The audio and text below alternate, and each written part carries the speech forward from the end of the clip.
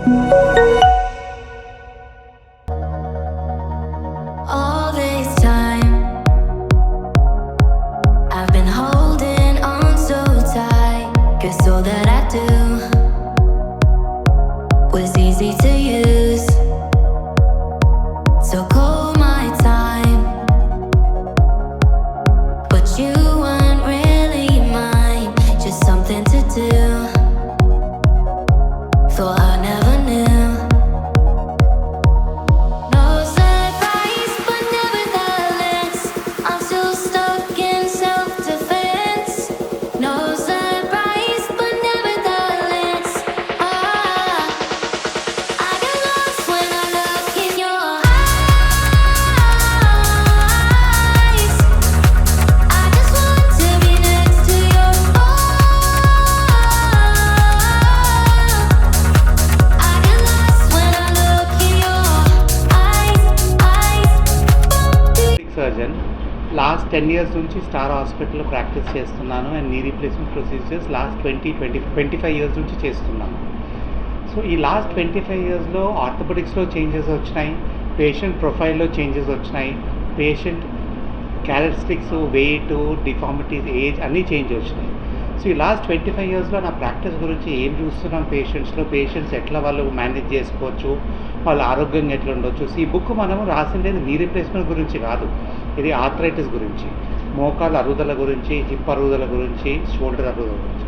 ఈ అరుగుదల స్టార్ట్ అయినప్పుడు మనం ఎట్లా ఉండాలా, ఏమేం చేయాలా, ఎప్పుడు డాక్టర్ని పోయి కలవాలా, ఏ స్టేజ్లో మనం ఆపరేషన్కు రావచ్చు, అండ్ ఆపరేషన్ రాకోకుండా ఎట్లా ప్రివెంటివ్ స్టెప్స్ మనం తీసుకోవచ్చు. అంటే simple things like weight management, doing exercise, చాలా డిఫరెన్సెస్. కండరాలు వీక్ అయిపోతాయి, ఎలాంటి ఎక్సర్సైజ్ చేయవచ్చు, వెయిట్ మేనేజ్ చేసేది ఎట్లా, డయట్ ఎట్లా ఉండాలి, మనకు వెయిట్ కంట్రోల్ చాలా important. Compare to 15 years back మన ఇండియన్ పాపులేషన్లో కూడా weight everyone is increasing.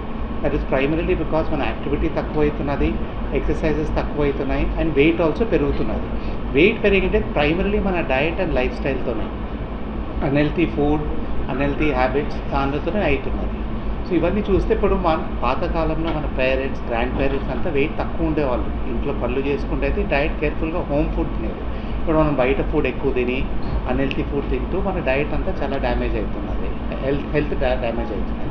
So ఈ బుక్లో మనం రాసిండేది మన మోకాళ్ళ అరుగుదల, ఆర్థోపెడిక్స్ లాస్ట్ 25 years ఎక్స్పీరియన్స్ గురించి, దాన్ని మనం ఎట్లా మేనేజ్ చేసుకోవాలా, ఎట్లా ప్రివెంట్ చేయాలా ప్యూర్, అండ్ సర్జరీ అవసరం పడినప్పుడు ఎట్లా చేయాలా. ఇప్పుడు నేను రోబోటిక్ సర్జరీస్ లాస్ట్ 4-5 years నుంచి చేస్తున్నాము, నార్మల్ సర్జరీస్ గత 25 years నుంచి చేస్తున్నాము. తర్వాత ఆబ్వియస్లీ చేంజెస్, ఇంప్లాంట్స్ మారినాయి, టెక్నిక్స్ మారినాయి. 2014లో నేను ఫాస్ట్ ట్రాక్ సర్జరీ చేసినామంటే ఎర్లీ రీహాబిలిటేషన్ ఫర్ పేషెంట్స్. 2018లో ఏరాస్ అని ఇంకో టెక్నాలజీ సర్జరీ చేసినాను. 22 నుంచి రోబోటిక్స్ చేస్తున్నాను. సో ఆబ్వియస్లీ ముందు నుంచి ఇప్పటికి వరకు చాలా డిఫరెన్సెస్ వచ్చినాయి.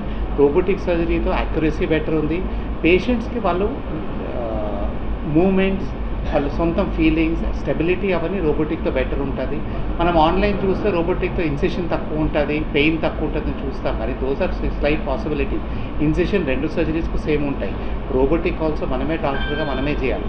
బట్ పేషెంట్స్కి స్టెబిలిటీ బెటర్ ఉంటుంది, మూమెంట్స్ బెటర్ ఉంటాయి, లోపల మనం కండరాలు చాలా తక్కువ డ్యామేజ్ చేస్తాం రోబోటిక్ చేసేటప్పుడు. బికాజ్ దాని లిగమెంట్స్ మనం రోబోటిక్ ద్వారా దాన్ని అడ్జస్ట్ చేసేసి ఇంప్లాంట్ మనం కరెక్ట్ పొజిషన్లో వేస్తాం.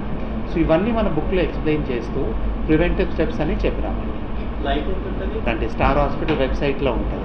It is just an awareness book, it's not a long book, but pictorial and all that. So అందరికీ అర్థమయ్యేది, అట్లా సింపుల్ లాంగ్వేజ్లో ఉంది, అందరికీ అర్థమవుతుంది.